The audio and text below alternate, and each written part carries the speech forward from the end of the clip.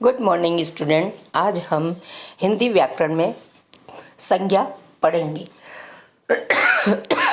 बच्चों, पिछली कक्षा 4th में संज्ञा आप पढ़ चुके होंगे। संज्ञा की परिभाषा है किसी व्यक्ति, वस्तु, स्थान अथवा भाव के नाम को संज्ञा कहते हैं। संज्ञा के 3 भेद होते हैं, व्यक्तिवाचक, जातिवाचक और भाववाचक। पहला है व्यक्तिवाचक संज्ञा। वे शब्द जिससे किसी विशेष व्यक्ति, वस्तु, स्थान के नाम का जो बोध होता है, वे शब्द व्यक्तिवाचक संज्ञा कहलाते हैं। जैसे किसी व्यक्ति का नाम भगत सिंह, नीरज, कपिल देव आदि। स्थान का नाम जयपुर, दिल्ली, आगरा, नाथद्वारा आदि। नदियों का नाम गंगा, यमुना, सिंधु, ब्रह्मपुत्र। स्मारकों के नाम जंतर मंतर, हवा महल, लाल किला, ताजमहल आदि। पुस्तकों के नाम रामायण, महाभारत, गीता, कुरान, बाइबिल आदि। महीनों के नाम जनवरी, फरवरी, चैत्र, वैशाख आदि। पर्वतों के नाम हिमालय, अरावली, विंध्याचल आदि। समाचार पत्र राजस्थान पत्रिका, दैनिक भास्कर, दैनिक जागरण आदि। तो ये बच्चों, ये हुए हमारे व्यक्तिवाचक, जिनके नाम हम ले रहे हैं कि व्यक्तिवाचक, स्थानवाचक और वस्तु। इनका जो हमने नाम लिया है, जिनका बोध हो रहा है, वो हमारा क्या कहलाता है? संज्ञा कहलाते हैं। दूसरा हमारा है जातिवाचक संज्ञा। वे शब्द जो किसी जाति, समूह का या वर्ग का बोध कराता है, वे जातिवाचक संज्ञा कहलाते हैं। जैसे प्राणियों के नाम लड़का, तो लड़का का मतलब लड़के ही होंगे। पूरा एक ग्रुप जो होता है, एक समूह होता है, वो हमारे जातिवाचक में आता है। सहेलियाँ, तो सहेलियाँ में एक नहीं अनेक हो जाती हैं, तो वो हमारा जातिवाचक कहलाता है। संबोधन के नाम पे, जैसे हम संबोधन करते हैं कि ये हमारे माताजी हैं, पिताजी हैं, भाई हैं, बहन है, तो ये भी हमारा जातिवाचक संज्ञा कहलाती है।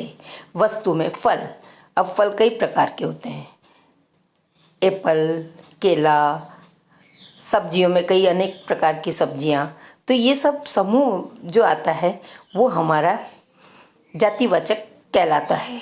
पर्वत, अनेक तरह के पर्वत, शहर, नदियों के नाम, ये सब हमारे जातिवाचक में आते हैं। तीसरा हमारा है भाववाचक संज्ञा। ये शब्द जिनसे किसी व्यक्ति, स्थान, वस्तु आदि के गुण या दोष अथवा अवस्था का बोध होता है, वो भाववाचक कहलाते हैं। हम किसी के बारे में जानकारी, किसी शहर में गए और उसकी जानकारी के लिए हम दूसरों को बताते हैं उसके गुण के बारे में, उसकी सुंदरता के बारे में, तो वो हमारा भाववाचक संज्ञा कहलाता है। गुण के आधार पर सुंदरता है, मिठास, कायरता आदि। भाव के नाम में सुख, दुख, घृणा, क्रोध, मित्रता, शत्रुता आदि। कर्म विशेष के आधार पर, जैसे थकान होना, लिखावट, पढ़ाई, सजावट आदि। और दशा व अवस्था के आधार पर, जो हमारी 3 अवस्था होती हैं, बचपन, किशोर अवस्था, जवानी, बुढ़ापा, है ना, तो इसके आधार पर हम भाववाचक संज्ञा का प्रदर्शन करते हैं। बच्चों, इसके अलावा भी भेद हैं। संज्ञा के अन्य भेद हैं। पहला है समुदायवाचक व समूहवाचक संज्ञा। वे शब्द जिनसे किसी व्यक्ति या वस्तु के समूह विशेष का बोध हो, वो समुदाय या समूहवाचक संज्ञा कहलाता है। जैसे सेना, सेना एक समूह है जो देश की लड़ाई के लिए या विपत्ति आने पर जो पूरी टोली जाती है, तो वो एक समूह कहलाता है। सभा, कक्षा की कक्षा 5th, ये एक समूह है। भक्त मंडली, ये एक समूह है। तो ये हमारा समूहवाचक या समुदायवाचक संज्ञा कहलाएगा। दूसरा हमारा है द्रव्यवाचक संज्ञा।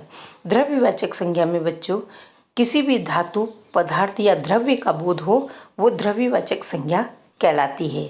जैसे सोना, चांदी, दूध, दही, तेल, अनाज, ये सभी हमारे द्रव्यवाचक संज्ञा में आते हैं। भाववाचक संज्ञा से बनने वाले नियम।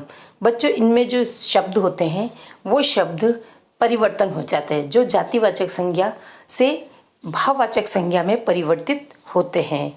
बच्चा का बचपन, शिशु का शैशव, इंसान का इंसानियत, युवा का यौवन, नारी का नारीत्व, व्यक्ति का व्यक्तित्व, नेता का नेतृत्व, कवि का कवित्व।